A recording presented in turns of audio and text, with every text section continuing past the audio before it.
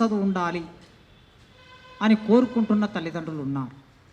మేము చదువుకోలేకపోయాం, మేమేవో చిన్న చిన్న వృత్తులు, వ్యాపారాలు, ఉద్యోగాలు చేసుకుంటున్నాం, కానీ మా పిల్లల్ని మాత్రం దేశంలో మంచి విశ్వవిద్యాలయాల్లో నాణ్యమైన విద్యని అందిస్తే వాళ్ళు మంచి కంపెనీల్లో లేదా ప్రభుత్వ ఉద్యోగాల్లో స్థిరపడితే జీవితం బాగుపడుతుంది అనుకునే తల్లిదండ్రుల శాతం రోజు రోజుకు పెరిగింది. మేము చదువుకునే రోజుల్లో చదువు మీనంత అవేర్నెస్ లేదు, కానీ వాళ్ళ 2 అంశాల మీద ప్రజలు చాలా ఆసక్తితో పట్టుదలతో ఉన్నారు. వాళ్ళ డబ్బంతా 2 విషయాల మీదే ఖర్చు అవుతుంది. ఒకటి, విద్య కోసం ఖర్చు పెట్టడం. తమ పిల్లల్ని చదివించుకోవాలనే చైతన్యం పెరిగింది, ఆశ పెరిగింది. అప్పు చేసైనా ఎద్దులను నమ్ముకొని, బంగారం నమ్ముకొని, ఇండ్ల నమ్ముకొని పిల్లల్ని మంచి విద్యాలయాల్లో చదివించాలని. 2, ఏదన్నా అనారోగ్యం పాలై హాస్పిటల్లో పడితే ఒకప్పుడు ఏమనేవాళ్ళు, ఈశ్వరుడి ఆజ్ఞ లేకుండా ఏమీ కదలదు అనే, చీమైన కుట్టదని అంటారు కదా.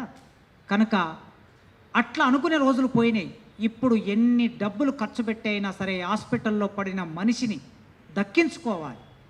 60 ఏళ్ళైనా 70 ఏళ్ళైనా 80 ఏళ్ళైనా సరే బతికించుకోవాలి నా తల్లిదండ్రులని, బతికించుకోవాలి నా అన్నదమ్ముల్ని, బిడ్డల్ని అనే ఆ కోరిక పెరిగింది. అందుకోసం డబ్బంతా వైద్యానికి ఖర్చు అవుతుంది. ఇట్లా చూసినప్పుడు విద్యారంగంలో ఉన్న మేము ఈ మధ్యతరగతి తమ పిల్లలని పబ్లిక్ యూనివర్సిటీలో చదివించడానికి ముందుకు రాలేని ఒకానొక పరిస్థితిని మేము ప్రాక్టికల్గా చూస్తూ ఉన్నాం. మొదటి తరం మాత్రమే పబ్లిక్ యూనివర్సిటీలోకి వస్తున్నారు. ఉస్మానియా యూనివర్సిటీ లాంటి చోట 2200 ఎకరాల భూమి, విశాలమైన భూభాగం, ఇన్ఫ్రాస్ట్రక్చర్ 100 ఏళ్ల కిందట ఏర్పాటు చేసిన ఇన్ఫ్రాస్ట్రక్చర్, ఆర్ట్స్ కాలేజ్ లాంటి అందమైన భవనాలు, ఇదంతా ఒకవైపు. ఎంతో లెగసీ ఉన్నటువంటి, వారసత్వం ఉన్నటువంటి పోరాటాలు, ఉద్యమాలు, ఆలోచనలు, సిద్ధాంతాలు, త్యాగము, సమాజ మార్పులో భాగమైనటువంటి ఒక చరిత్ర. ఇంత మాత్రమేనా చరిత్ర? అంత మాత్రమే కాదు. ఒక జార్జ్ రెడ్డి గోల్డ్ మెడల్, ఒక సిహెచ్ హనుమంతరావు గారు ఎకనామిక్స్ ప్రొఫెసర్, ఒక సి నారాయణ రెడ్డి గారు జ్ఞానపీఠ అవార్డీ, ఇలా మొదలు పెడితే సూరి భగవంతం గారు ఫిజిక్స్లో అద్భుతమైన పరిశోధనలు చేసిన వ్యక్తి.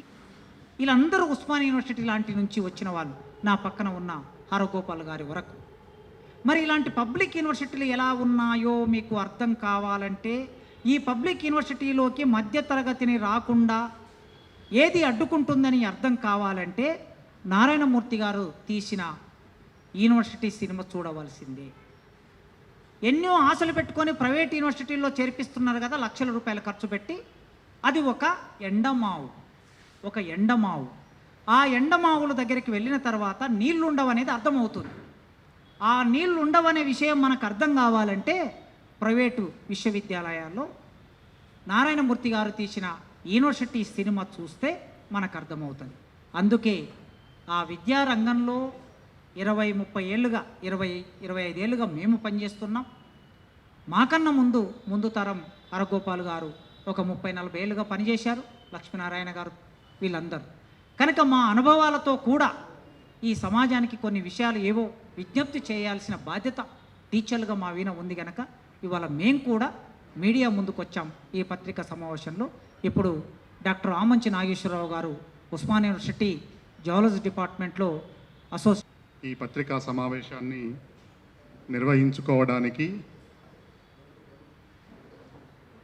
మాతృక ఆర్ నారాయణమూర్తి గారు. నారాయణమూర్తి గారు మనందరికీ తెలుసు, ఇంతకుముందు మాట్లాడినప్పుడు చాలామంది విద్యార్థి సంఘాల నాయకులు, మనం పబ్లిక్లో సమాజంలో జరిగే మార్పులని, ఎప్పటికప్పుడు జరిగే కనీసం సంఘటనలైనా పరిశీలించగలిగితే మనకు నారాయణమూర్తి గారి యొక్క ఒక 4 దశాబ్దాల, బహుశా నాకు తెలిసిన 4 దశాబ్దాల కృషి ఏంటో మనకు అర్థమవుతుంది.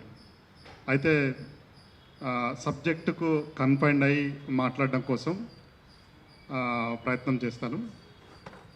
ఈ సినిమా ప్రివ్యూ చూసిన తర్వాత మాకు యూనివర్సిటీలో ఇంతకుముందే సభాధ్యక్షులు కాసిం గారు మాట్లాడినప్పుడు చెప్పినట్టుగా ఈ రాష్ట్రంలో ఉన్నటువంటి ప్రధాన విశ్వవిద్యాలయాల్లో గత 10 సంవత్సరాల నుంచి చాలా సీరియస్గా ఈ మార్పులను మేము చూస్తూ ఉన్నాం. అది ముఖ్యంగా ఫీజు రీయింబర్స్మెంట్ సమస్య. విద్యార్థులు గత 30-40 సంవత్సరాలు, నాకు తెలిసి 25 సంవత్సరాలు, అంతకుముందు ఇంకా 20-30 సంవత్సరాలు, ప్రతిసారి మొదటి తరం విద్యార్థులే యూనివర్సిటీలకు వస్తున్నారు. ఒక 40-30 సంవత్సరాల కంటే ముందు అన్ని రకాల సామాజిక నేపథ్యాలు, అన్ని రకాల ఆర్థిక నేపథ్యాలు ఉన్నవాళ్ళు తర్వాత వచ్చిన వాళ్ళందరూ కూడా మొదటి తరం వాళ్ళు, పైగా వాళ్ళందరూ కూడా ఆర్థిక స్తోమత లేని వాళ్ళే. వీళ్ళందరికీ ఫీజు రీయింబర్స్మెంట్ అనేది ఒక ప్రధానమైనటువంటి ప్రాణవాయువు అయింది.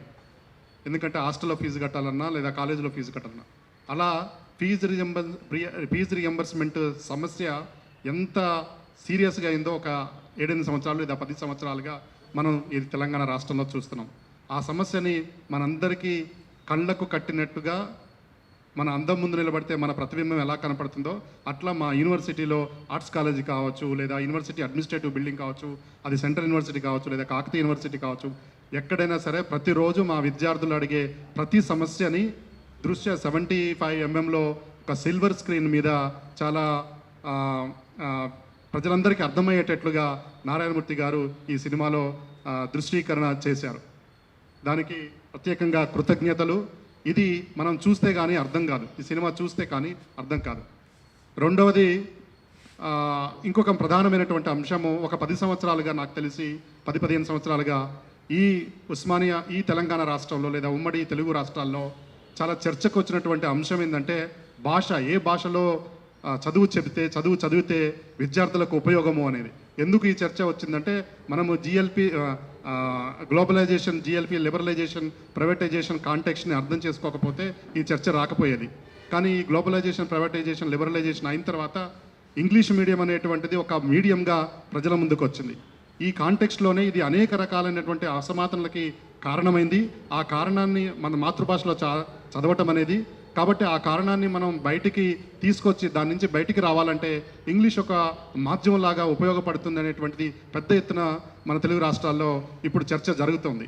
ఈ అంశాన్ని కూడా చాలా లాజికల్గా, చాలా సామాన్య ప్రేక్షకుడికి, సగటు ప్రేక్షకుడికి అర్థమయ్యేటట్టుగా ఈ సినిమాలో దృశ్యీకరించడం జరిగింది. మాతృభాష అందరికీ ఒక సోల్ లాంటిది. మనం చాలా కంఫర్ట్గా మాట్లాడతాం. కానీ ఇంగ్లీష్ అనేటువంటిది కూడా ఒక మంచి భాష. మంచి భాష అంటే వ్యాకరణం అది చెప్పట్లేదు. ఇంగ్లీష్ అనేది కూడా మారిన ప్రపంచ మార్పులకు అనుగుణంగా ఈ 30-40 సంవత్సరాల్లో 86 న్యూ ఎడ్యుకేషన్ పాలసీ నుంచి ఇప్పటివరకు 2020 న్యూ ఎడ్యుకేషన్ పాలసీ వరకు జరిగినటువంటి మొత్తం మార్పుల్లో ప్రపంచీకరణ వైపునకు అల్టిమేట్గా రెండు అంశాలు ఉన్నాయి దీంట్లో. మా సార్, నేను చాలాసార్లు అరగోపాల్ సార్ మాట్లాడినప్పుడు విన్నాను. 2 అంశాలు ఉన్నాయి. ఒకటి, విద్య యొక్క మౌలిక లక్ష్యం ఏంటి? ఒక సమున్నతమైన మానవీయ విలువలతో కూడిన వ్యక్తిని తయారు చేయడానికా, లేదా ఉద్యోగం, ఉపాధి, కుటుంబము అనే దానికనేది. సో ఈ 2 అంశాల మీద గత చాలా సంవత్సరాలుగా చర్చ జరిగింది. అయినప్పటికీ ఇప్పుడు ప్రధానమైనటువంటి అంశంగా చర్చగా ఏమొచ్చిందంటే ఇంగ్లీష్ మీడియం విద్య. ఈ ఇంగ్లీష్ మీడియం విద్య అందితే కనీసమైనటువంటి ఒక ఉపాధి, స్వయం ఉపాధో, చిన్న జాబో, హైదరాబాద్లోనో లేదా ఒక ముఖ్యమైన పట్టణంలోనో, ఒకమైన నగరంలోనో, జిల్లా కేంద్రంలో ఒక జాబ్ వచ్చేటువంటి ఒక స్కూల్లోనైనా, కనీసం ఒక ప్రైవేట్ స్కూల్లో అయినా మళ్ళీ చెప్పుకునేటువంటి ఒక మాధ్యమంగా ఏర్పడింది. దానికే కాదు, ఒక కైండ్ ఆఫ్ ఏంటంటే ప్రపంచానికి కనెక్టివిటీకి కూడా ఒక లాంగ్వేజ్ మీడియం ఉపయోగపడుతుంది ఇంగ్లీష్ అనేది. అలాగే ప్రపంచంలోని మొత్తం సాహిత్యాన్ని చదవడానికి ఉపయోగపడుతుంది. సాహిత్యాన్ని చదువుకోవడానికి, మన సబ్జెక్టు సంబంధించిన అంశాలు చదువుకోవడానికి ఉపయోగపడుతుంది. చివరిగా లిబరేషన్ కూడా ఉపయోగపడుతుంది అనేటువంటి ఒక తాత్విక పునాది ఈరోజు వచ్చింది. కాబట్టి ఈ చర్చ చాలా సీరియస్గా జరుగుతోంది. ఈ చర్చను కూడా సినిమాలో చాలా పవర్ఫుల్గా సగటు ప్రేక్షకుడికి, సగటు ప్రజానీకానికి అర్థమయ్యేటట్టుగా ఉంది. కాబట్టి మనందరం ఇంకా విషయాలన్నీ తెలవాలంటే, కాంటెక్స్ట్ అంతా తెలవాలంటే ఈ సినిమా చూస్తేనే అర్థమవుతుంది. ఇక 3వ అంశము, ఇది ఒకటి చెప్పి నేను ముగిస్తాను. మనందరికీ తెలుసు సినిమా అనేటువంటిది ఎంత బలమైనటువంటి మాధ్యమమో ప్రజలకు చేరటానికి, ప్రజలను కనెక్ట్ అవ్వటానికి. మొత్తం సినిమా రంగంలో ఉన్నవాళ్ళు, లేదా సినిమా ద్వారా లేదా నాటకం ద్వారా ప్రజల వైపు ఉండాలనుకున్న వాళ్ళకి రెండు ఆప్షన్స్ ఉంటాయి. ఒకటి, ప్రజల వైపు నిలబడినప్పుడు త్యాగానికి సిద్ధమై సినిమా తీయటం. రెండవది, వద్దనుకున్నప్పుడు తనకు నచ్చిన ప్రవృత్తి ప్రకారం సినిమాలు తీసుకొని అది సక్సెస్ అయినా కాకపోయినా, లేదా సక్సెస్ కావడానికి ఎలాంటి వ్యాపార ప్రయత్నాలైనా చేసుకోవచ్చు. కానీ 40 సంవత్సరాలుగా 4 దశాబ్దాలుగా నారాయణమూర్తి గారు ఒక కమిట్మెంట్ తోటి సినిమాలు తీస్తూ ఉన్నారు. మనం కొత్తగా చెప్పాల్సిన అవసరం లేదు అతను ఏ వైపు నిలబడ్డాడో, ఏ ప్రజల కోసం నిలబడ్డాడో. The great dictator Charlie Chaplin చేసిన మొదటి మాటలతో చేసినటువంటి చిత్రం గ్రేట్ డిక్టేటర్ అనేటువంటి ఒక రాజకీయంగా ఉన్నటువంటి వ్యంగ్యాన్ని కలిగినటువంటి ఒక చిత్రం అది ఆ రోజు అతను ఒక బార్బర్ వేషం వేస్తాడు ఆ సినిమాలో. ఆ బార్బర్ వేషం వేసినప్పుడు ఆ వేషం హిట్లర్ని పోలి ఉంటుంది, రూపురేఖల్లో హిట్లర్ని పోలి ఉంటుంది. అలాగే ఆ రాజ్యాన్ని పరిపాలించేటువంటి హింటేన్ని ఒక నియంత పరిపాలన ఉంటుంది, ఆ హింటేన్ని పోలినటువంటి యజమాని ఉంటాడు. వారిద్దరి మధ్య జరిగిన చర్చ మొత్తం ఆ సినిమాను చూస్తే ఒక రాజకీయ వ్యంగ్య కావ్యం లాగా ఉంటుంది. అది ఫ్యాసిజానికి వ్యతిరేకంగా, నియంతృత్వానికి వ్యతిరేకంగా ఆ రోజు సమాజం వైపు నిలబడటం కోసం గ్రేట్ డిక్టేటర్ రూపంలో చార్లీ చాప్లిన్ చేసిండు. ఈరోజు నారాయణమూర్తి గారు 4.5 దశాబ్దాలుగా ప్రజల వైపు నిలబడటం కోసం ఎంత కష్టమైనా సరే, ఎంత నష్టమైనా సరే సినిమాని ఒక మాధ్యమంగా తీసుకొని ప్రజల వైపు నిలబడ్డాడు. అందుకోసం ఇంతకుముందు మా కాసిం సార్ చెప్పినట్టుగా మనకు కూడా బాధ్యత ఉంది. మనం ఊరికే సినిమాని చూసి బాగుంది అని చెప్పడమే కాదు, 10 మంది ఈ సినిమాని చూడాలి, 10 మందిని ఈ సినిమాలో భాగం చేయాలి. ఈరోజు మార్కెట్ ఆధారిత వ్యవస్థ ఉన్న చోట ఎంత ఎక్కువ ప్రచారం చేస్తే కానీ కొద్దిగా అయినా సరే ప్రజలకు చేరేటువంటి పరిస్థితి లేదు. మామూలు సినిమాలు కూడా కొన్ని కోట్లు పెట్టి ప్రచారం చేసుకుంటే కానీ ప్రజలకు రీచ్ అయ్యేటువంటి పరిస్థితి లేదు. అలాంటి ఛాలెంజింగ్ కండిషన్స్ ఉన్న నేపథ్యంలో మనందరం వ్యక్తులుగా బాధ్యత తీసుకొని మనం కూడా సమాజం పట్ల ఏదో ఒక స్థాయిలో ఎంతో ఒక పరిమితుల రీత్యైన కమిట్మెంట్ ఉందని అనుకుంటున్నాం. అందరికీ ఒకే స్థాయి ఉండకపోవచ్చు, ఒక్కొక్కరికి ఒక్కొక్క రకమైనటువంటి పరిమితులు ఉండొచ్చు. అయినా మన పరిమితులకు లోబడి ఖచ్చితంగా ఇలాంటి వ్యక్తులకు అండగా నిలబడి, ఇలాంటి సినిమాలకు అండగా నిలబడి ఇలాంటి ఆలోచన విధాన్ని సమాజంలో తీసుకుపోవడానికి బాధ్యతగా ఉంటూ దీన్ని మనం ముందుకు తీసుకుపోవాలి. ఇది అందరూ కూడా మీడియా మిత్రులు, విద్యార్థులు అందరూ కమిట్మెంట్ ఇచ్చారు. ఖచ్చితంగా మీ ఫేస్బుక్లో, మీ ఇన్స్టాగ్రామ్స్లో, మీకున్న సోషల్ మీడియాలో మీకున్నటువంటి నిర్మాణ ఫ్లెక్సిబిలిటీలో ఈ సినిమాని ముందుకు తీసుకెళ్ళడానికి మీ ప్రయత్నం చేస్తారని, ఆ రకంగా ఈ సినిమా ఒక మంచి విజయాన్ని సాధించి నారాయణమూర్తి గారికి మనోధైర్యాన్ని ఇచ్చి మళ్ళీ మంచి ఇంకా కొత్త సినిమాలు, కొత్త అంశాలు తీయడానికి ఉపయోగపడాలని పడుతుందని ఆశిస్తూ నా వంతు ప్రయత్నం కూడా మీకు ఇంతకుముందు చెప్పినట్టుగా డెఫినెట్గా ఈ వారంలోనే ఒక ఆర్టికల్ రాస్తాను ఈ సినిమాకు సంబంధించి. మొత్తానికి ఈ సినిమా ఎలాంటి మెసేజ్ ఇవ్వాలనుకుంటుంది, ఇలాంటి సినిమాలు ఎందుకు అవసరమో అది రాసిన తర్వాత మళ్ళీ మీకు విషయం చెప్తానని చెప్తూ ఈ అవకాశం ఇచ్చినందుకు ధన్యవాదాలు. Thank you. నారాయణమూర్తి గారు, కృష్ణ గారు వారి బృందంతో ఆ సినిమా బయటకు వచ్చింది 86 నవంబర్ 6వ తారీఖు అట్లా బయటకు వచ్చింది ఆ సినిమా. ఆ మొదటి సినిమానే సెన్సార్ దగ్గర అనేక సవాళ్ళను ఎదుర్కొన్నది. నిజంగా సెన్సార్ దగ్గర సవాళ్ళు ఎదుర్కొన్న తర్వాత, సమస్యలు ఎదుర్కొన్నాక, కత్తిరింపులకు గురైన తర్వాత సినిమా పంతాన్ని మార్చుకునే వాళ్ళు ఉండొచ్చు. కానీ ఎక్కడ అది మార్చుకోకుండా నిషేధానికి గురైన వాక్యము రాసిన వారే ప్రజాకవులు అని అన్నట్లు అలా సెన్సార్ బోర్డు కత్తిరింపుకు సినిమా గురైన అన్ని సందర్భాల్లో సరిగ్గా 85, ఇవాళ 2025 అంటే 40 ఏండ్ల తన చరిత్రని అలా నిర్మాణం చేసుకుంటూ అది ప్రజల చరిత్రలో వారు భాగమయ్యారు. ఆ క్రమంలో రాజీ పడకుండా ఇవాళ యూనివర్సిటీ సినిమా వరకు ఇప్పుడు డాక్టర్ కొండన రచించినటువంటి, దర్శకత్వం వహించి తీసినటువంటి సినిమా యూనివర్సిటీ పేపర్ లీక్ అనే మూవీ ప్రివ్యూ షో చూసిన తర్వాత అనేక మంది మేధావులు, విద్యార్థి నాయకులు వారి అభిప్రాయాన్ని చెప్పారు. ఈ సినిమా ద్వారా, ప్రివ్యూ షో ద్వారా నేను గమనించిన విషయాలను ఈ సందర్భంగా మీకు వివరిస్తాను.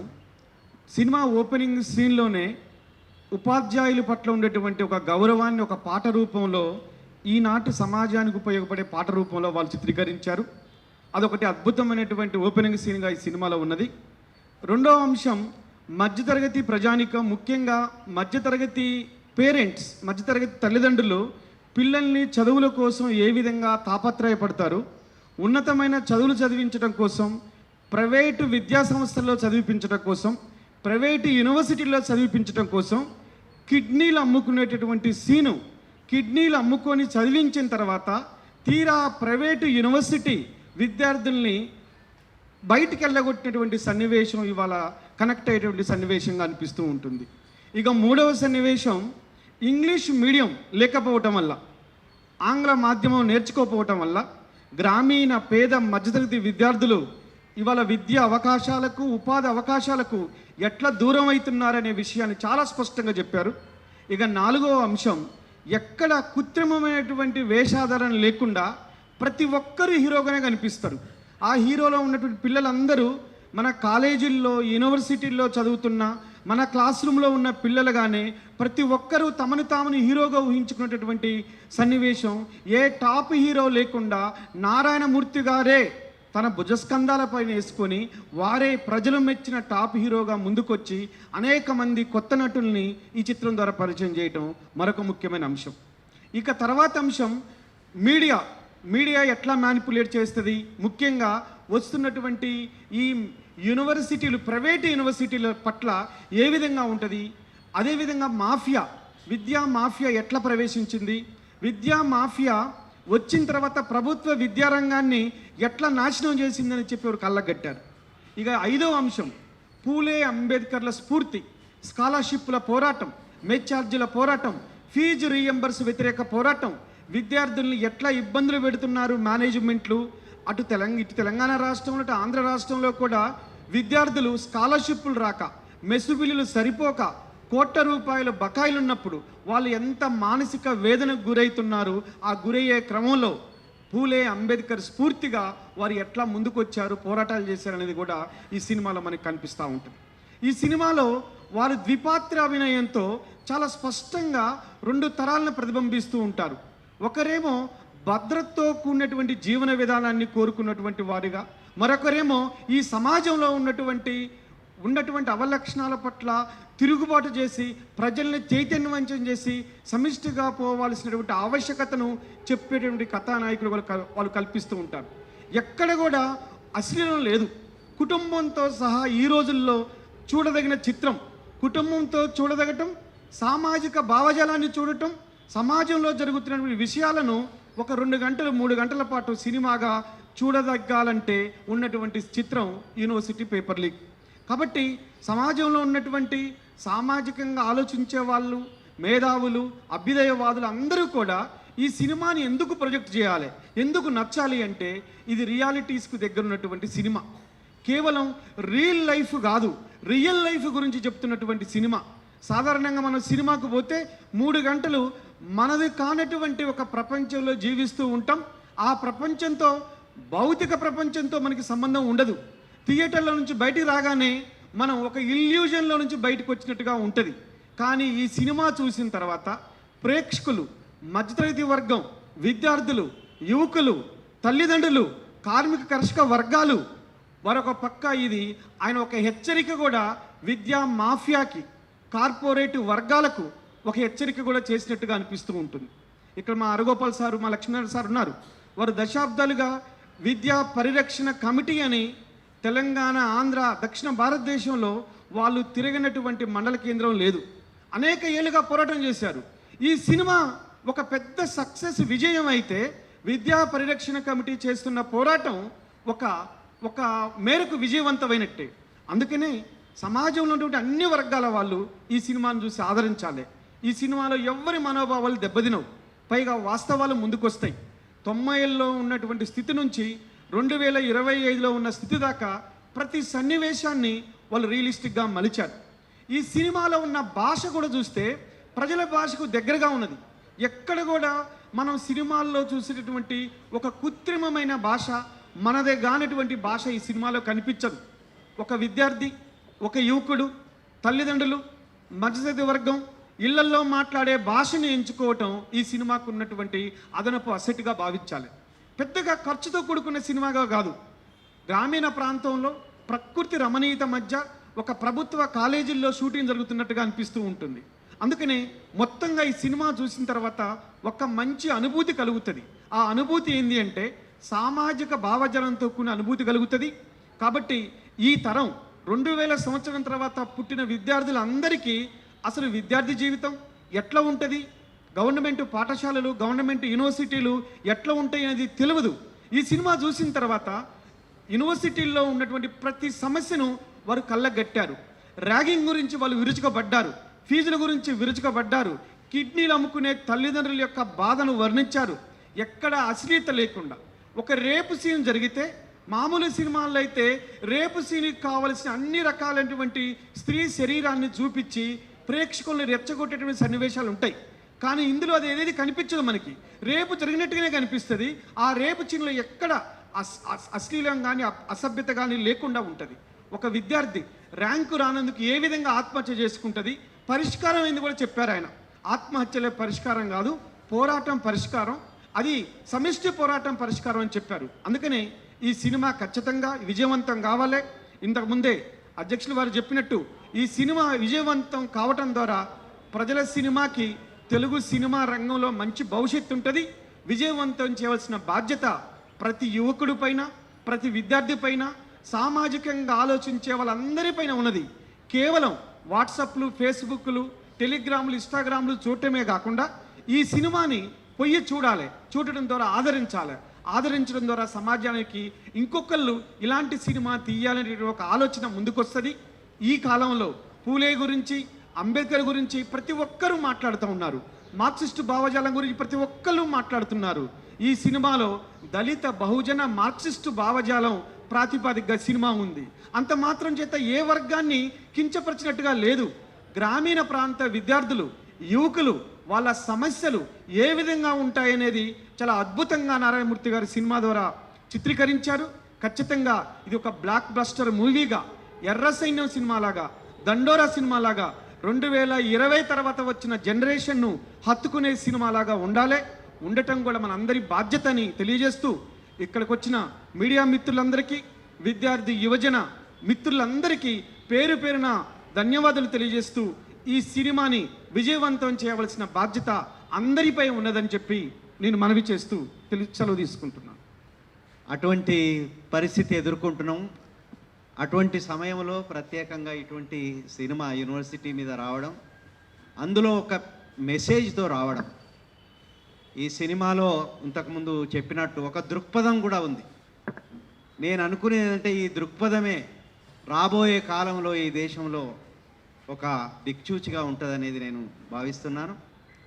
అందుకోసమే ఇవాళ మనమందరం ఏదో ఇది బాగుందని ఇట్లా మాట్లాడడం కాదు, ఈ సినిమాను ప్రజల్లోకి ఎట్లా తీసుకుపోవాలి అంటే ఒక భావాన్ని, ఈ భావజాలం ఎందాక వచ్చిందంటే ఇవాళ కింది దాకా కూడా. నేను అప్పుడప్పుడు ఆటోలో పోయినప్పుడు అడిగితే మీ పిల్లల్ని ఎక్కడ చదివిస్తున్నారంటే ప్రైవేట్లో సార్ అంటారు. ప్రైవేట్లో ఎందుకయ్యా మరి గవర్నమెంట్ స్కూల్ లేదా అని అంటే అక్కడ చదువు లేదట కదా సార్ అంటారు. అంటే అత్యంత పేదలు కూడా ఇవాళ ప్రైవేట్లో చదివితే తప్ప విద్య రాదు అనే ఒక భావజాలం ఇవాళ కింది దాకా పోయింది. కాబట్టి ఏంటంటే ఈ సందర్భం ఏమంటే ఇటువంటి సినిమాలు రావడం అనేది ఎంత అవసరం అని అంటే ఇవాళ ప్రభుత్వ విద్య కంప్లీట్గా విధ్వంసం అయిపోయింది. అసలు విద్య అంటే ఏమిటో తెలియని పరిస్థితి, విద్యా లక్ష్యం అంటే ఏమిటో తెలియని పరిస్థితి. ఒకప్పుడు విద్యాలయాలు, యూనివర్సిటీలు అని అంటే ఒక సైద్ధాంతిక తాత్విక చర్చలు పెద్ద ఎత్తున జరిగేది. ప్రజల సమస్యల మీద ఒక డిబేట్స్ జరిగేవి. ప్రజల సమస్యల పరిష్కారం కోసం ఏం చేయాలి, సర్వస్వం త్యాగం చేయాలనే ఒక భావజాలం, ఒక ఆచరణ ఉండేది. కానీ ఇప్పుడు కనుక మీరు యూనివర్సిటీలో, కాలేజీలకు పోతే అన్ని ప్రైవేట్ కాలేజీలలో తల్లిదండ్రులను దోచుకోవడం, ఇవాళ యూనివర్సిటీలలో అంటే ఆశ్చర్యకరం, స్కూళ్ళ నుంచి యూనివర్సిటీల వరకు ఆత్మహత్యలు చేసుకునే స్థలం అయిపోయింది, లాభాలు చేసుకునే స్థలం అయిపోయింది. అక్కడ ఇవాళ ఎట్లయిపోయిందంటే నిజమైన చదువు ఏమి లేకుండా క్యారియరిజం, మొత్తం క్యారియరిజం అయిపోయింది. ఇటువంటి అంటే విద్యా లక్ష్యమే వక్రీకరించబడిపోయింది. ఎందుకంటే ప్రైవేటైజేషన్ జరిగినప్పుడుగా విద్యకు అనేక అర్థమే లేకుండా పోయింది. విద్య అనే దానికి అర్థం లేకుండా పోయి ఇవాళ ఏమైందంటే ప్రైవేటు వాళ్ళు ఎంటర్ అయిన తర్వాత, ప్రైవేటు వాళ్ళు ఎంటర్ ఎందుకు అవుతారు అంటే మిగతా రంగాలలో ప్రైవేటు రంగం వేరు, కానీ విద్యారంగంలో, వైద్య రంగంలో ప్రైవేటు అనేది ఉండకూడదనేది దాదాపు ఇవాళ దీనికే కమ్యూనిస్టులు అవసరం లేదు, వామపక్షవాదులు అవసరం లేదు, మామూలు మనుషులు కూడా ఇవాళ అంటున్నారు. అమర్త్య సేన్ ఒక గొప్ప నోబెల్ లారెట్, ఆయన కూడా ఇవాళ ఒక దగ్గర 1 గంట సేపు మాట్లాడిండట విద్య గురించి. అందరూ ఇండస్ట్రియల్ అందరూ వచ్చి కూర్చున్నారు ఫిక్కీ మీటింగ్లో, federation of Indian chambers of కామర్స్లో.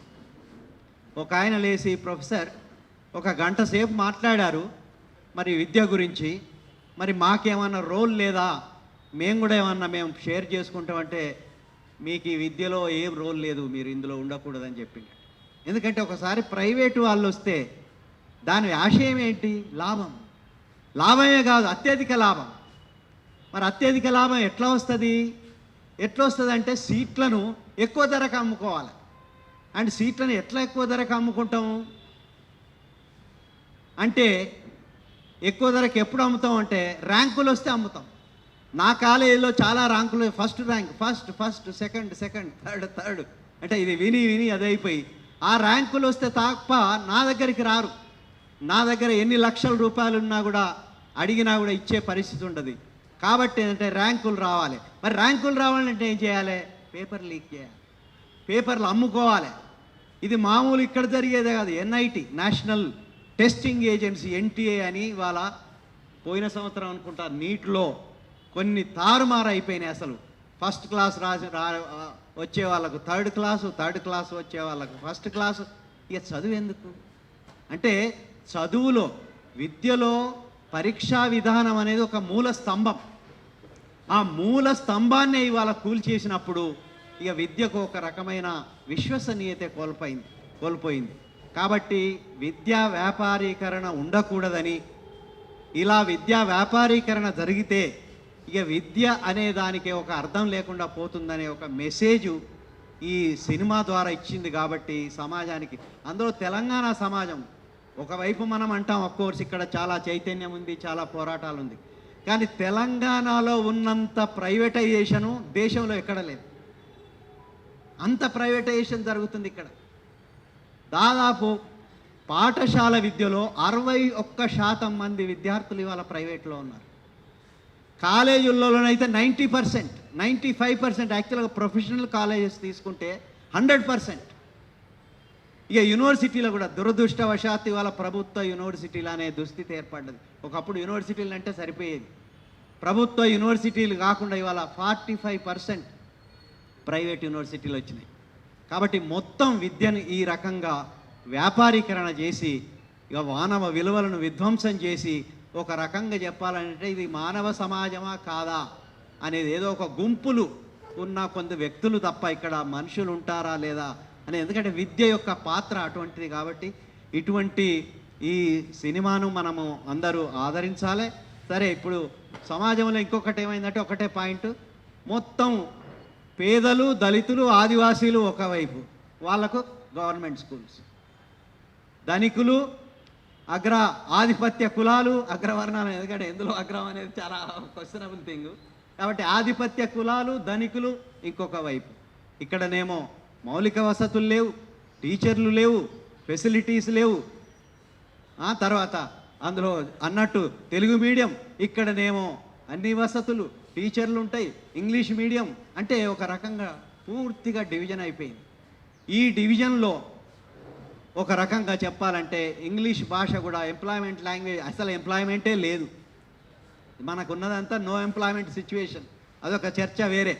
కానీ ఎంప్లాయ్మెంట్ లేని పరిస్థితులలో ఆ ఉన్న కొద్ది జాబులకు పోవాలంటే కూడా, ఈవెన్ నాతో ఉన్న వాళ్ళు కూడా తెలుగు మీడియం గురించి మాట్లాడిన వాళ్ళు కూడా ఇంటర్వ్యూలో వాళ్ళే స్క్రీనింగ్ పోతున్నారు, వచ్చి సార్ ఆయన ఇంగ్లీష్లో సరిగా మాట్లాడలేదు సార్ అంటే. ఎట్లా అయిపోయిందంటే మైండ్స్, స్క్రీనింగ్ కమిటీలో కూర్చున్న వాళ్ళు ఎట్లా అయిపోయినట్టే ఇంగ్లీష్ బాగా మాట్లాడితేనే వాళ్ళకే ఇవ్వాలి అనే పరిస్థితి కూడా వచ్చింది. కాబట్టి ఒక రైపు మదర్ టంగ్ ఉండాలి, mother tongue is the basic, అది ఉండాలి. దాంతోపాటు ఇంగ్లీష్ ఉండాలనే మెసేజ్ కూడా ఇందులో ఉంది. కాబట్టి ఇటువంటి సినిమాను ఆదరించాలి, అఫ్కోర్స్ ఆదరించాలి. కానీ నేను అనేది ఏంటంటే, మనం అందరం ఇక్కడ ఉన్న వాళ్ళం అందరం తప్పకుండా దీన్ని ప్రచారం చేయాలి. ఏదో చెప్తే కాదు. ఇప్పుడు ఎప్పుడైతే మనం ఫీజు రీంబర్స్మెంట్ కోసం ఎంత ప్రచారం చేస్తున్నాం, ఎన్ని ధర్నాలు చేస్తున్నాం, ఇన్ని విద్యార్థి సంఘాలు ఉన్నారు, విద్యా పరిరక్షణ కమిటీ మేముగా ఉన్నాం. మేము కూడా ఈ సినిమాను మాదిగా ప్రచారం చేయాలి. ఎందుకంటే విద్యా వ్యాపారీకరణకు ఎప్పటి నుంచో మాట్లాడుతున్నాం. కాబట్టి ఏంటంటే మనం అందరం దీన్ని చూడమని చెప్పడం, 15 కోట్ల మంది తప్పకుండా చూడవలసిన సినిమా ఇది. అందుకోసమే ఇవాళ విద్యార్థి సంఘాలు కూడా నేను వాళ్ళకి అప్పీల్ చేసేది ఏంటంటే, మేము కూడా అఫ్కోర్స్ సారు నేను మనం అందరం అప్పుడప్పుడు మేము మీటింగ్లు అడ్రస్ చేస్తాం. అక్కడ కూడా ఈ సినిమా గురించి తప్పకుండా మాట్లాడి ఇందులో విద్యా వ్యాపారీకరణ ఎలా జరిగిందో చెప్పాలని, అలాగే విద్యార్థి సంఘాలు ఒక ప్రోగ్రాంగా తీసుకొని దీని ఒక భావజాలంగా తీసుకొని మనం కింది దాకా తీసుకుపోవాల్సిన అవసరం ఉందని మీ అందరికీ అప్పీల్ చేస్తూ నాకు ఈ అవకాశం ఇచ్చిన మిత్రులకు ధన్యవాదాలు తెలుపుతూ సెలవు తీసుకుంటాను. అంటే ఒక సమాజం యొక్క పరిమితిని, సమాజం యొక్క అనుభవాన్ని మళ్ళీ సమాజానికి చెప్పేటువంటి నిరంతర ప్రయత్నం సమాజంలో జరుగుతుంది. కానీ సినిమా రంగంలో ఇవాళున్న పరిస్థితిలో ఒక సమాజం యొక్క అనుభవాన్ని, విద్యారంగంలో వస్తున్నటువంటి వక్రీకరణని, దానివల్ల సమాజంలో వచ్చే పర్యవసానం ఏదిందో దాన్ని నారాయణమూర్తి గారు ఈ సినిమాలో చెప్పడానికి ప్రయత్నం చేశాడు. లక్ష్మీనారాయణ చెప్పినట్టుగా మా విద్యా పరిరక్షణ కమిటీ గత 45 ఏళ్ళుగా మేమెంత ప్రయత్నం చేసినా మేము సమాజంలో పెద్ద మార్పు తీసుకురాలేదు. మేమే మార్పు ఆశించాం, చేస్తూనే ఉన్నాం, కానీ ఆ మార్పు రాలేదు. మేము యువత కానీ ప్రజల దగ్గరికి కానీ మేము వెళ్ళలేకపోయాం. అట్లేదా మా మెసేజ్ వెళ్ళలేకపోయింది. ఆ మెసేజ్ను తీసుకుపోవడానికి ఒక పవర్ఫుల్ మీడియా సినిమా.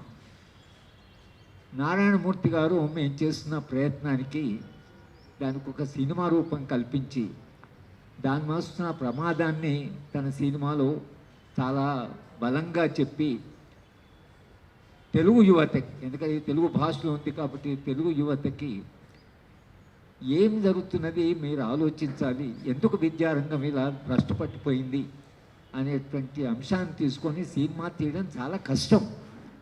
ఇవాళ మీరు సినిమాను చూస్తే దాంట్లో వచ్చిన అంటే మొత్తం సినిమా రంగమే అది ఎలా తయారైందంటే మొత్తంగా విలువలో, సమాజంలో విలువలు నిలబెట్టడము, సమాజంలో మనిషిని మనిషిగా నిలబెట్టడము, సామాజిక మార్పు. 1950లో వచ్చే సినిమా రేపు నీదే, రోజులు మారాయి, మనుషులు మారాలి అని, రైతే రాజు అంటే ఆ రోజుల్లో వచ్చిన సినిమాలో కనీసం మెసేజ్ ఉండేది. మా తరము, మా యువకులుగా ఉన్న చూసేది. ఇవాళ అలా లేవు సినిమాలు.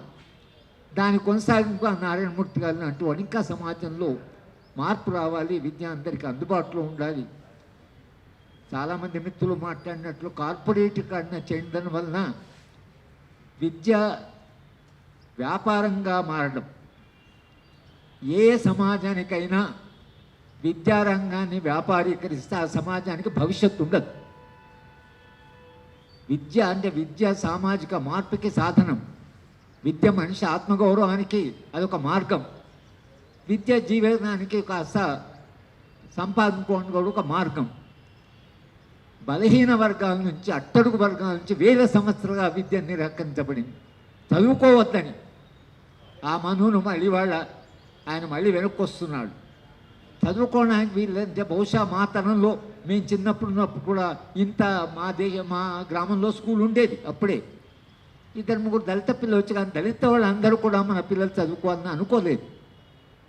కానీ మొదటిసారిగా సమాజంలో వచ్చిన విప్లవాత్మకమైన మార్పు ఏమిటంటే ఎంత పేదవాళ్ళైనా మా పిల్లలు చదువుకోవాలి, చదువుకోవాలని కాకుండా నాణ్యమైన విద్య రావాలి అనేటువంటి వాళ్ళు ఎంత కష్టపడ్డా సరే అటువంటి పిల్లలు ఎప్పుడైతే విద్యారంగానికి రావడం మొదలుపెట్టారో కార్పొరేటీకరణ, ప్రైవేటీకరణ వచ్చింది. కార్పొరేటీకరణ, ప్రైవేటీకరణ రావడం వలన డబ్బులున్న పిల్లలందరూ అక్కడ పోతున్నారు, మళ్ళీ పేద పిల్లలకి ఎక్కడ వస్తున్నారు. పేద పిల్లలు చదువుకోవడానికి వస్తున్న సందర్భంలో నాణ్యమైన విద్య ఇవ్వకుండా, సమానమైన విద్య ఇవ్వకుండా విద్యారంగంలో మొత్తంగా ఒక లాభాలు చేసుకోవాలి, వ్యాపారం చేసుకోవాలనే వాళ్ళు వచ్చారు. మొదటి తరం వ్యాపారస్తులు వచ్చిన వాళ్ళు కనీసం విద్య వాళ్ళ డబ్బులు ఖర్చు పెట్టి కొంత టాటాలు అంటువాడు వాడు 40% తన లాభాలని ఇవాళ కార్పొరేటీకరణ నారాయణమూర్తి గారి సినిమా చూస్తే వాళ్ళు దక్షిణాట్యం పేపర్ లీకేజ్ చేయడం, అంటే మార్కులను మ్యానిపులేట్ చేయడం, విపరీతమైన ప్రచారం చేయడం, మీడియాలో విపరీతమైన ప్రచారం చేయడం. ఇప్పుడు కాసిం ఆయన ఇప్పుడు ప్రిన్సిపాల్గా ఉన్నాడు. మేము ఉస్మానియా విశ్వవిద్యాలయం నుంచి టీవీ ఛానల్లో ఒక అడ్వర్టైజ్మెంట్ చేయవచ్చునా? Osman university building, arts college building వేసి మా విశ్వవిద్యాలయం చదవండి, ఈ విశ్వవిద్యాలయం ఇంకా ఘనమైన మనం ఏం చెప్పడానికి లేదు. మన ఏ పబ్లిక్ యూనివర్సిటీ కూడా మీకు అడ్వర్టైజ్మెంట్ ఉండదు. ప్రైవేట్ యూనివర్సిటీలు 1, 2, 3, 4 అవి నిజమా కాదా? కానీ లాభాలు చేసుకునేవాడు సామాజిక ప్రయోజనం కొరకు సినిమాలు తీయడు, లేదా వాడు అటువంటి విద్య ఇవ్వడు. అటువంటి సందర్భంలో నారాయణమూర్తి గారు ఈ సినిమా తీసి సమాజానికి కార్పొరేటీకరణ జరిగితే ఏం జరుగుతుంది, లాభాలు చేసుకునేటువంటి వాడు ఎటువంటి మ్యానిపులేషన్స్, ఎటువంటి అసలు వ్యూహాలు వేస్తుంటాడు, వాళ్ళ ఆశయం ఏమిటి, వాడు ఏం చేద్దాం అనుకుంటున్నాడు, అది నారాయణమూర్తి గారు చాలా సాహసంగా, ఆయన జీవితం అంతా సాహసమైన జీవితం. ఆయన తీసిన సినిమాలన్నీ సాహసమైన సినిమాలే. అటువంటి సినిమాలు తీస్తే ఏం ప్రమాదమో అన్న సందర్భంలో కూడా ఆయన ఏమాత్రం కాంప్రమైజ్ చేయకుండా సినిమాలు తీశాడు. దాని కొనసాగింపుగా విద్యారంగంలో వస్తున్నటువంటి మార్పులని, విద్య పేదవాళ్ళకు అందుబాటులో లేకుండా పోయిందని, ఒకవేళ పేదవాళ్ళు వచ్చినా కూడా ఈ పోటీలో వాళ్ళు ఎలా తట్టుకోలేకుండా వాళ్ళు ఆత్మహత్యలు చేసుకునేదాకా ఎట్లా ఈ వ్యవస్థ నడుతున్నది. ఎంతమంది విద్యార్థులు ఆత్మహత్య, చిన్న చిన్న వాటికి ఆత్మహత్యలు చేసుకుంటున్నారు. మేము చదువుకునే కాలంలో ఆత్మహత్య అసలు మేము ఎప్పుడు వినేవాళ్ళం కాదు. అది ఇవాళ ఎందుకు ఆత్మహత్య చేసుకుంటున్నారు పిల్లలు? హాయిగా చదువుకోవాలి. ఆర్ట్స్ కాలేజు మేము చదువుకున్న కానీ ఎలా ఉండేది ఉస్మాన్ యూనివర్సిటీ. ఉస్మాన్ యూనివర్సిటీలో మా సబ్జెక్ట్లో పొలిటికల్ సైన్స్లో 50-60 జర్నల్స్ వచ్చాయి. అంతర్జాతీయ journal, best journal, costly journals వచ్చాయి. Public administration review, international review, royal institute journal. ఇవాళ పోయి చూడండి మీరు ఉస్మాన్ లైబ్రరీలో ఓ పనికిరాని జర్నల్స్తో 5-6 ఉంటాయి. ఏమైంది ఆ యూనివర్సిటీ? ఎందుకు అట్లా పాడు చేశారు? ఎందుకు దాన్ని వ్యాపారీకరణ చేశారు అనే మౌలిక ప్రశ్నలు ఏవైతున్నాయో ఈ సినిమా దాదాపు మేము చేస్తున్న పోరాటానికి ఒక ప్రతిస్పందనగా మేము ఆ సినిమాలో ఆ సినిమా మా సినిమా అని అనుకుంటున్నాం. అంకురం అనే ఒక సినిమా వచ్చింది. అది పౌర హక్కుల సంఘం, దాదాపు యొక్క పౌర హక్కుల సంఘానికి అదొక సినిమా. మేమందరం ఆ సినిమా చూసాం. కొందరైతే ఇన్స్పైర్ అయ్యమన్నారు, కొందరు ఏడ్చారు. అంటే పౌర హక్కుల సంఘం ఆ సినిమాను ఓన్ చేసి బాలగోపాల్ దగ్గర బాలగోపాల్ ఆ సినిమా చూసి చాలా అద్భుతంగా తీశారన్నారు. ఆయన సినిమా అనేది చూసేవాడు కాదు, కానీ సినిమా చూడండి మన సినిమా అది అంటే ఆయన వెళ్ళి చూశాడు. ఇవాళ నారాయణమూర్తి గారి సినిమా కూడా అలాగే, అది పౌర హక్కుల సంఘం మీద ఎట్లయితే సినిమా తీశారో ఈయన విద్యా హక్కు మీద, అందరికీ విద్య అందుబాటులో ఉండాలి. నిజానికి ప్రపంచంలో ఏ దేశం అభివృద్ధి చెందిన, ఏది అభివృద్ధి చెందిన, కొరియా కానీ, వియట్నాం కానీ, క్యూబా, ఏ దేశం అని తీసుకోండి, యూరోప్ కానీ, అమెరికా కానీ, అమెరికాలో పబ్లిక్ ఎడ్యుకేషనే ఇప్పటికి కూడా 2% ప్రైవేట్ స్కూల్స్, 90% కామన్ స్కూల్స్. అది పెట్టుబడిదారి వ్యవస్థ. కానీ మన దేశానికి ఏమైంది? ఇంత అంతరాలు, ఇంత వివక్ష ఉన్న దేశంలో ఎందుకు మనం అందరికీ సమానమైన విద్య ఇవ్వలేకపోతున్నాం? ఎందుకు మనం నాణ్యమైన విద్య ఇవ్వలేకపోతున్నాం? దాన్ని ఎందుకు కార్పొరేటీకరించాం? మనం ఎందుకు వ్యాపారీకరించాం? దాని పర్యవసానం అనేటువంటి ఒక సామాజిక అనుభవాన్ని నారాయణమూర్తి గారు తమ సినిమాలో చెప్పారు. కానీ వాళ్ళ భయవత, వాళ్ళు ఎలాంటి సినిమాలు చూడాలో వాళ్ళు ఆ సినిమాలు చూస్తారు. కానీ ఒక మెసేజ్ ఉన్న సినిమాని చూడాలి, ఒక మెసేజ్ ఉన్న సినిమా మన అనుభవాన్ని చెప్తున్నది అనేటువంటి ఆ ఆసక్తి ఏదైతుందో తగ్గింది. దానివల్ల ఆయన ఎంత కష్టపడి తీసినా, ఎంత రిస్క్ తీసుకొని సినిమా తీసినా అది మన సినిమా అని అనుకోవడం లేదు. వాళ్ళు మన అనుభవం చెప్తున్నారు. రకరకాల సినిమాలు కొన్ని సినిమా ఎందుకు సక్సెస్ఫుల్ అవుతుందో మనకు తెలియదు. కానీ ఇలాంటి సినిమాలు వెళ్ళి మనం చూడాలి అనేటువంటి ఆసక్తి ఏదైతుందో అది తగ్గడం వల్ల కూడా సినిమాలు తీసేటువంటి వాళ్లకు చాలా ఆలోచించారు. ఎందుకంటే ప్రమాదకరమైన రంగం అది. ఓసారి కొన్ని లక్షలు అని వాళ్ళు కోట్ల రూపాయలు పెట్టి సినిమా తీస్తే ఫెయిల్ అయితే అసలు చాలా. కానీ నారాయణమూర్తి గారు అలా వరి అయ్యి వాడుకో, ఆయనకెందుకు, ఆయన జీవితంలో తన వ్యక్తిగత అవసరాలు ఏం లేవు. చిన్న గదిలో ఉంటాడు, తాపు మీద పడుకుంటాడు, ఆయన ఆటోలు, ఆయనకు సినిమా ప్రొడ్యూసర్, సినిమా డైరెక్టర్ అనేటువంటి ఆ కాన్షియస్నెస్సే లేదు. ఆ రంగంలో ఉండి తామరాకులాగా, తామరాకు మీద బొట్టులాగా దాన్ని ప్రభావమే లేదు ఆయన మీద. చాలా ఆశ్చర్యంగా. ఎందుకంటే సామాజిక ప్రయోజనము, సమాజం మారాలి, విలువలు కాపాడాలి, మానవ సంబంధాలు మరింత మెరుగుపడి మానవీయంగా మారాలి అని ఒక ఆశయం కొరకని, ఒక లక్ష్యం కొరకు జీవిస్తున్న వ్యక్తి సామాజిక ప్రయోజనం కొరకు తీసిన ఈ సినిమా ఏదైతుందో దీన్ని ఇక ఆయనకు ప్రచార సాధనాలు లేవు కాబట్టి మనమే ప్రచారం చేయాలి. ఆ ప్రచారం చేయడానికి మేమందరం కూడా తప్పకుండా ప్రయత్నం చేస్తామని, ఈ సినిమాను అందరూ కాస్త చూడాలని, మేమందరం చూడాలని ఎందుకంటామంటే ఇప్పుడు మీ అనుభవం ఏదైతుందో మీకు అక్కడ కనిపిస్తుంది, ఎందుకు విద్యారంగంలో పాడైపోయింది తెలుస్తుంది. కనుక మనకున్న అనుభవం మరింత స్పష్టంగా అనుభవం కావాలంటే ఒక సినిమా చూడాలి. కనుక ఆ స్పష్టత కొరకైనా సినిమా చూడండి. యువతకి మేము ప్రత్యేకంగా మేము అప్పీల్ చేస్తున్నాం. నారాయణమూర్తి గారికి విద్యా పరిరక్షణ కమిటీ తరఫు నుంచి ధన్యవాదాలు చెప్తూ, ఆయన అభినందనలు చెప్తూ నేను సెలవు రిలీజ్ చేశానండి. అప్పటి నుంచి ఇప్పుడు దాకా అలాగా నేను సినిమాలు తీస్తూ వస్తున్నాను. ఎక్కడైనా ఒక సమస్య ఉత్పన్నమైతే దాన్ని స్పందించి మీ మీడియా వారు కవర్ చేస్తారు, ఓ జర్నలిస్ట్ వ్యాసం రాస్తారు, ఓ ప్రజావాగ్గేయకారుడు పాట రాస్తాడు, ఆడతాడు, పాడతాడు, ఒక నాటక రచయిత నాటకం రాస్తాడు, ఆడతాడు. అలాగే ఒక సినిమా కళాకారుడుగా, ఓ సంస్కృతి సైనికుడిగా నేను సినిమాలు తీస్తూ వస్తున్నానండి. ఇప్పుడు నేను తీసిన సినిమా యూనివర్సిటీ పేపర్ లీక్. ఇది ఎందుకు తీసంటే ముఖ్యంగా భారతదేశంలో విద్యా, వైద్యం రెండు సేవా రంగాలు. అలాంటి సేవా రంగాలు కాస్త ఈవేళ వ్యాపార రంగాలు అయిపోయాయి. 1986లో రాజీవ్ గాంధీ ప్రధానమంత్రిగా ఉన్నప్పుడు నూతన విద్యా విధానం ప్రకటించినప్పుడు ఈ భారతదేశంలో ప్రైవేట్ సెక్టార్, ముఖ్యంగా కార్పొరేట్ సెక్టార్ బీభత్సంగా పెరిగిపోయింది, వ్యాపారంగా అయిపోయింది విద్య.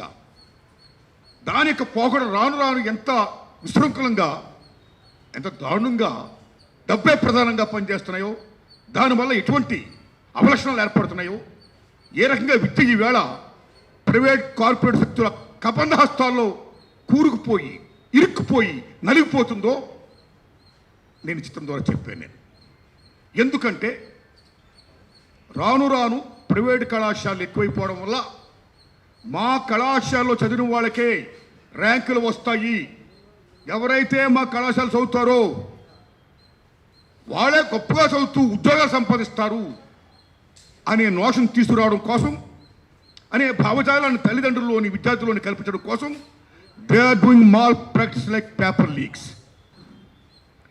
ఎక్కడ అవినీతి అధికారులు ఉంటారో వాళ్ళని పట్టుకొని వాళ్ళకి అనేక రకాలుగా ల్యాక్స్ ఆఫ్ రూపీస్ వాళ్ళకి ముట్ట చెప్పి ఆ పేపర్లు సంపాదించి, ఆ ప్రశ్నాపలు సంపాదించిన తర్వాత వాళ్ళ కళాశాల చదివిన వాళ్ళకి ఎంత చేస్తూ రాయించడం మొదలుపెట్టారు. అక్కడి నుంచి వాడు రాయడం, వాడు ర్యాంకులు కొట్టడం, రిజల్ట్స్ వచ్చిన తర్వాత మా కళాశాల చదివిన వాళ్ళకి నెంబర్ 1, 2, 10 ర్యాంక్ లైక్ దిస్ అని ఒక మీడియా లేలా, ర్యాంకులు గోలా అని ఒక ప్రచారం చేయడం మొదలుపెట్టారు.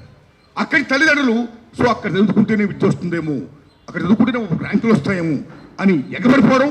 అక్కడి నుంచి వచ్చిన తర్వాత వీళ్ళు ఇబ్బడి ముబ్బడిగా ఫీజులు పెంచేయడం, ఇది ఒక విశిక్షణ అయిపోయింది, ఒక వ్యాపార మాఫియా అయిపోయింది. సో కళాశాలలో చదువుతున్న తర్వాత ఎవరికైతే ర్యాంకులు వస్తే నైట్ అండ్ డే కష్టపడి చదువుతారో, ఏ విద్యార్థులకి సమస్తం సాక్రిఫైస్ చేసి చదువుతారో, చాలామంది ర్యాంకులు రాకపోవడం, ఫెయిల్ అవ్వడం, ఆ రకంగా జరిగిన తర్వాత కొద్దిమంది ఆత్మహత్య చేసుకోవడం కూడా జరుగుతుంది. సో ఇంత దారుణాలకి ఇటువంటి ఈ పేపర్ లీక్ అనే మాఫియా తోడ్పడుతుందో because of these private sector వల్ల దానికి బాధ్యులు ఎవరు? ముఖ్యంగా వ్యాపార ధోరణి, విద్యలో వ్యాపార ధోరణి అది ఉండకూడదు, ఈ కళాశాలలో వ్యాపార ధోరణి ఉండకూడదు అని గట్టిగా చెప్పిన చిత్రం నా ఈ యూనివర్సిటీ.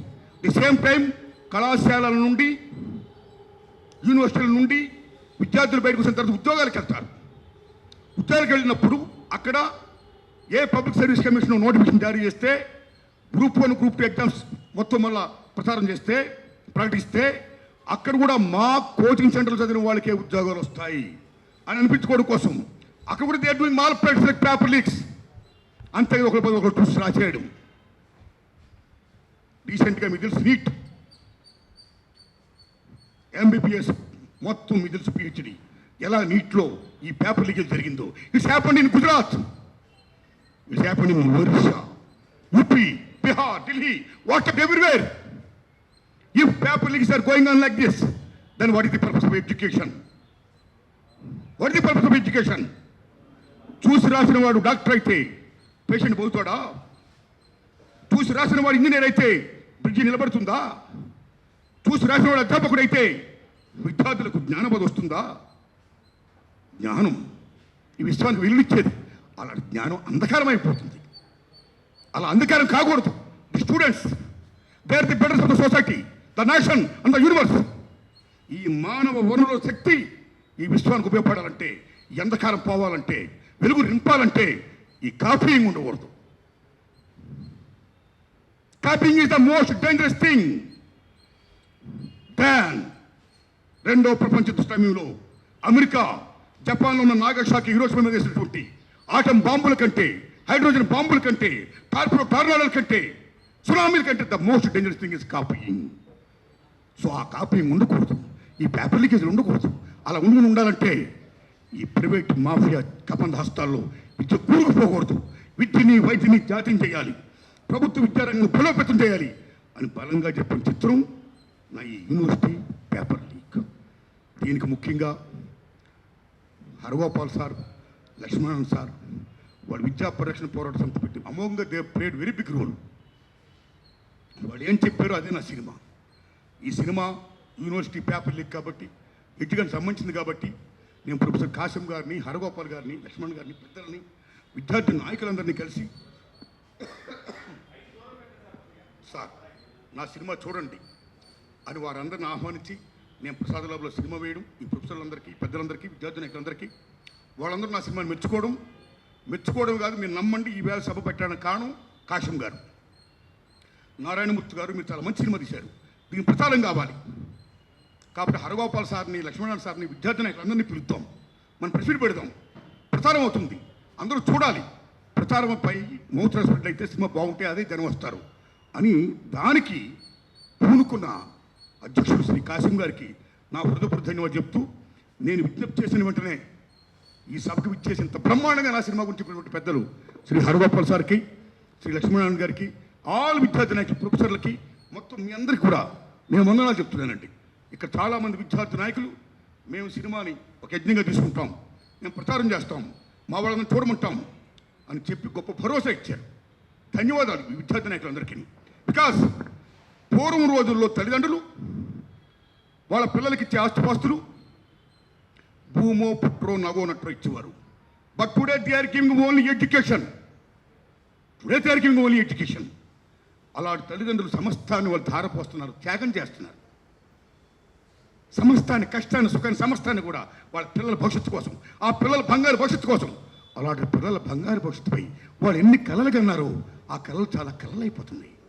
వాళ్ళపైన ఎన్ని ఆశలు పెట్టుకున్నారో ఆ ఆశలు అడియాశలు అయిపోతున్నాయి. అలా కాకుండా ఉండాలంటే, వాళ్ళ కన్న కళలు సాకారం కావాలంటే విద్యని, వైద్యని ప్రభుత్వం జాతీయం చేయాలి, ప్రభుత్వ విద్యారంగాన్ని బలోపేతం చేయాలి అని బలంగా చెప్పిన సినిమా నా university paper leak. August 22 release అవుతుందండి. దాన్ని చూడండి. ఇది కేవలం విద్యార్థుల సినిమా కాదు, ఇది తల్లిదండ్రుల సినిమా. విద్యార్థులు తల్లిదండ్రుల సినిమా కాదు, ఇది ఉపాధ్యాయుల సినిమా. విద్యార్థులు, తల్లిదండ్రులు, ఉపాధ్యాయుల సినిమా కాదు, ఇది మనందరి cinema. This our film. Please see. ఏమాత్రం బాగున్న పదమని చెప్పండి, చూడమని ఆదరించండి. నాకు ఇంకా ఇలా సినిమా తీయడానికి శక్తిని ప్రసరించండి. ధన్యవాదాలు మీకు. Thanks a lot.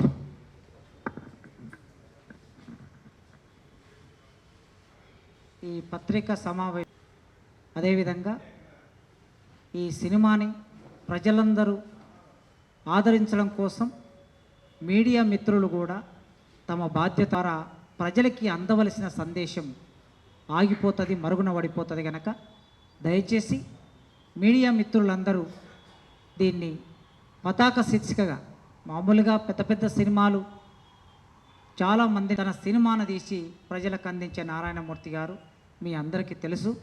ఈ మధ్య ఒక మీడియా ఫ్రెండ్ ఆమె ఫోన్ చేసి అన్నది, సార్ ఈ రోజుల్లో కూడా నారాయణమూర్తి గారి లాంటి మనిషి ఉంటారా సార్, వారి కాళ్ళకు దండం పెట్టుకోవాలని ఉంది నాకు అని అన్నది ఆమె. కనుక అలాంటి మనిషి ఉంటారంటే సినిమా ఫీల్డ్లో పనిచేసి అలా ఉండటం అనేది నిజంగా అది గొప్పతనమే. కనుక నారాయణమూర్తి గారి వారు తీసిన ఈ సినిమాని విస్తృతంగా ప్రచారం కల్పించాలని మీ అందరూ కోరుకుంటూ, ఈ సమావేశానికి హాజరైన పెద్దలకి, మిత్రులకి పేరు పేరున వందనాలు. ఈ పత్రికా సమావేశం ఇంతటితో ముగిసిందిగా ప్రకటిస్తున్నాను. తల్లి మా తల్లి ఆ జర్నలిస్ట్ అమ్మ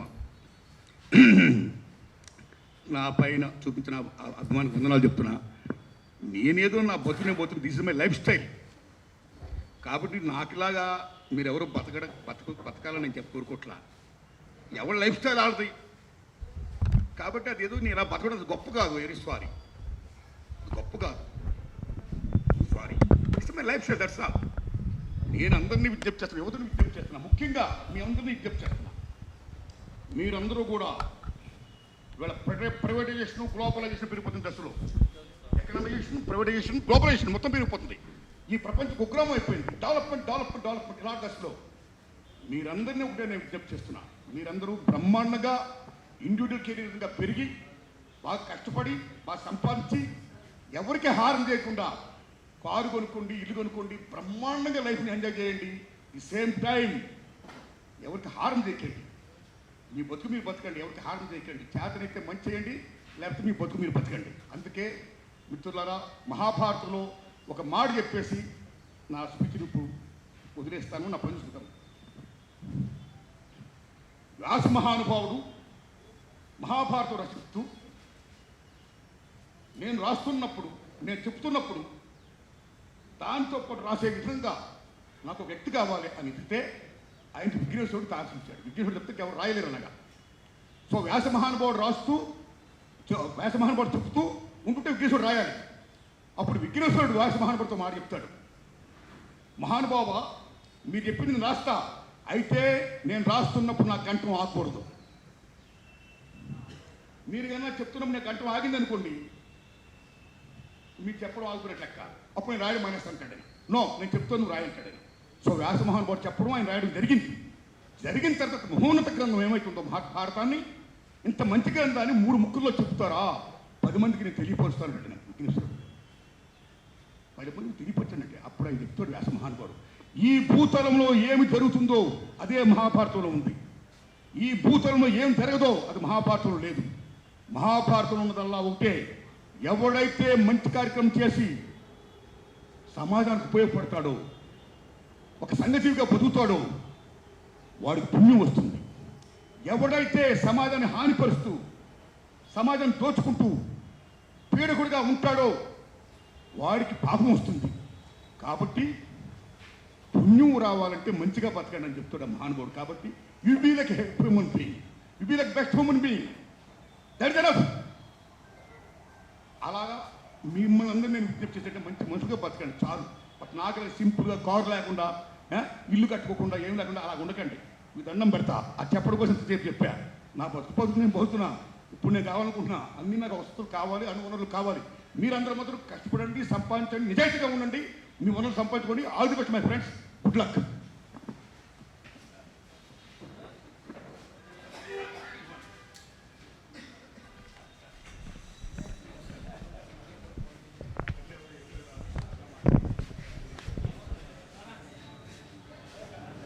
చెప్పమంటారండి? Okay okay okay okay. నా స్నేహితుల పిక్చర్స్ బ్యానర్ మీద నేను తీసినటువంటి యూనివర్సిటీ పేపర్ లీక్ అనే సినిమా ఈ ఆగస్టు 22 తారీఖున రిలీజ్ అవుతుందండి. ఆ సందర్భంగా నేను ఎడ్యుకేషన్ సినిమా తీశాను కాబట్టి ఈ సినిమాని ఉస్మానియా యూనివర్సిటీ ప్రొఫెసర్లకు, తెలంగాణలో ఉన్న ఆల్ విద్యార్థి నాయకులకు, ముఖ్యంగా ఎస్ఎఫ్ఐ, ఏఎస్ఎఫ్, పీడిఎస్యు, ఎన్ఎస్యు ఇలాగ అనేక విద్యార్థి సంఘాలకు నేను సినిమా చూపించడం జరిగిందండి. వాళ్ళందరూ చిత్రాన్ని చూశారు, బ్రహ్మాండంగా మెచ్చుకున్నారు. ఇది మా చిత్రం, దీన్ని మేము ప్రమోట్ చేస్తాం, దీన్ని మేము ప్రచారం చేస్తాం అని ముందుకొచ్చి ఇలాగ ఈ సమావేశాన్ని ఏర్పాటు చేయడం, నా సినిమా గురించి చూసేవారు ఇంత బ్రహ్మాండంగా చెప్పి మీరందరూ ఆదరించండి అని పిలుపునివ్వడం నాకు చాలా ఆనందం ఉంది. సో నా హృదయపూర్వక ధన్యవాదాలు టు ప్రొఫెసర్స్ గారికి, విద్యార్థి నాయకులకు. ముఖ్యంగా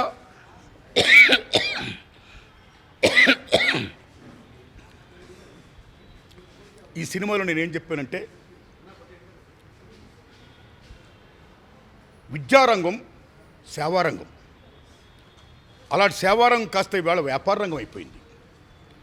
ఏనాడైతే విద్య వ్యాపార రంగం అయిపోయిందో ఆనాడే కార్పొరేట్ ప్రైవేట్ శక్తుల చేతుల్లోకి వెళ్ళిపోయిందో, కొద్దిమంది కార్పొరేట్ ప్రైవేట్ శక్తులు మా కళాశాలలో చదివిన వాళ్ళకే ర్యాంకులు వస్తాయి, మా కళాశాల చదివిన వాళ్ళకే ఉద్యోగాలు వస్తాయి అనే నోషన్ క్రియేట్ చేయడం కోసం కొద్దిమంది they are doing malpractice like paper leaks. So కొద్దిమంది అవినీతి అధికారుల దగ్గర వాళ్ళ పేపర్లు సంపాదించడం, వాళ్ళ కళాశాల చదువుతున్న విద్యార్థులకు అందజేయడం, రిజల్ట్స్ వచ్చిన తర్వాత వాళ్ళందరూ ర్యాంకుల్లో బేబచ్చగా పాస్ అయిపోవడం, అక్కడి నుంచి మా కళాశాల చదివిన వాళ్ళకి నెంబర్ 1 to 10,000 లైక్ దిస్ ర్యాంకులన్నీ అనే ర్యాంకులు గోలా మీడియాలో చేస్తూ పేపర్లోని lakhs of rupees publicity they are doing like that. చేస్తూ ఆ భావజాలాన్ని మా కళాశాలలో చదివితేనే చదువు, లేకపోతే కాదు అనే భావజాలను క్రియేట్ చేసి తల్లిదండ్రుల మైండ్స్ మీద, విద్యార్థుల మైండ్స్ మీద ఇంపోజ్ చేసి వాళ్ళందరూ అక్కడికి వచ్చిన తర్వాత ఫీజులు ఎప్పుడు ముప్పుడుగా పెంచేస్తున్నారండి. They are doing like that చదువుకునే రోజుల్లో. ఇక్కడ ఎవరికైతే ర్యాంకులు వస్తాయని కష్టపడి చదువుతున్నారో అటువంటి వాళ్ళందరూ చాలామంది ఫెయిల్ అవుతున్నారు. చూసిన వాళ్ళు పాస్ అవుతున్నారు, ర్యాంకులు కొడుతున్నారు. అప్పుడు ఫెయిల్ అయిన నిజాయితీ గల విద్యార్థులు కొద్దిమంది అయితే ఆత్మహత్య చేసుకుంటున్నారు. అలాగ ఆత్మహత్య చేసుకోవడం చాలా తప్పు. దానికి కారకులైనటువంటి ఈ విద్యా మాఫియాని రూట్అవుట్ చేయాలి అని చిత్రంలో బలంగా చెప్పాను సార్. నాట్ ఓన్లీ దిస్, కళాశాల నుంచి యూనివర్సిటీ నుంచి బయటకు వచ్చిన తర్వాత విద్యార్థులు ఎక్కడికి వెళ్తారండి? ఉద్యోగాలకు వెళ్తారు. ఏ public service commission group 1 group 2 notification జారీ చేస్తే అగైన్ మళ్ళా కొద్దిమంది కార్పొరేట్ కళాశాలలు, ప్రైవేట్ కళాశాలలు మా కోచింగ్ సెంటర్లు చదివిన వాళ్ళకే ఉద్యోగాలు వస్తాయి అనే భ్రమను కల్పించడం కోసం మళ్ళీ అక్కడ కూడా పేపర్ లీకులు చేస్తూ రీసెంట్గా మీకు తెలుసు ఎంబీబీఎస్ నీట్లో how they did the malpractice like copying like this. ఈ లీకేజ్ ఎలా చేశారు మీకు తెలుసు. It's happen in Gujarat, it's happen in Orissa, Bihar, UP, Delhi, what not everywhere. The paper leaks are going on like this. Then what is the purpose of education? చూసి రాసిన వాడు doctor అయితే patient బతుకుతాడా? చూసి రాసిన వాడు ఇంజనీర్ అయితే బ్రిడ్జి నిలబడుతుందా? చూసి రాసిన వాడు అధ్యాపకుడైతే ఈ విద్యార్థులకు జ్ఞానబోధ వస్తుందా? విద్యని వెలుగునిచ్చేది, ఈ విశ్వానికి వెలుగు నింపేది, జ్ఞానాన్నిచ్చేది మహాతల్లి. అలాంటి విద్య అంధకారం కాకూడదు. అలాంటి అంధకారం అయిపోతే, విద్య అంధకారం అయిపోతే the students, the builders of the society, the nation, the universe, వాడికి జ్ఞానం ఏమైపోతుంది? అలా కాకూడదు. అలా కాకుండా ఉండాలంటే కాపీయింగ్ ఉండకూడదు, చూసి రాసి ఉండకూడదు. Why? Because copying is the most dangerous thing. దాన్ రెండవ ప్రపంచ యుద్ధ టైంలో అమెరికా జపాన్లో ఉన్న నాగసాకి, హీరోషిమా మీద చేసినటువంటి ఆటం బాంబుల కంటే, హైడ్రోజన్ బాంబుల కంటే, టార్నాడోల కంటే, సునామీల కంటే the most dangerous thing is copying. ఆ కాపీయింగ్లో ఉండకుండా ఉండాలంట. విద్య స్వచ్ఛంగా, ప్రక్షాళంగా, స్వచ్ఛంగా మహాతల్లి జ్ఞానం అందరికీ అందాలన్నా ఈ కార్పొరేట్ ప్రైవేట్ కళాశాల కబంధ హస్తాలు ఇరుకుపోతున్నటువంటి ఈ విద్యారంగాన్ని, ఈ విద్యా మాఫీ చేతులు ఇరుకుపోతున్న ఈ విద్యారంగాన్ని వెలికి తీసి బయటికి లాక్కొచ్చి విముక్తం చేసి మొత్తం విద్యని, వైద్యని ప్రభుత్వం జాతీయం చేయాలి. జాతీయం చేయడమే కాదు, ప్రభుత్వ విద్యారంగాన్ని బలోపేతం చేయాలి అని బలంగా చెప్పిన సినిమా నా యూనివర్సిటీ పేపర్ లీక్. ఇది ఆగస్టు 22 రిలీజ్ అవుతుందండి. దాన్ని చూడండి. పాటలు బ్రహ్మాండమైన పాటలు. సో ఏమాత్రం సినిమా బాగున్నా 10 మంది చెప్పండి మంచి సినిమాని ఆదరించండి. ఇంకా నేను ఇలాంటి చిత్రాలు తీయడానికి నా శక్తిని ప్రసాదించండి. ధన్యవాదం. Thanks a lot. తమ్ముడు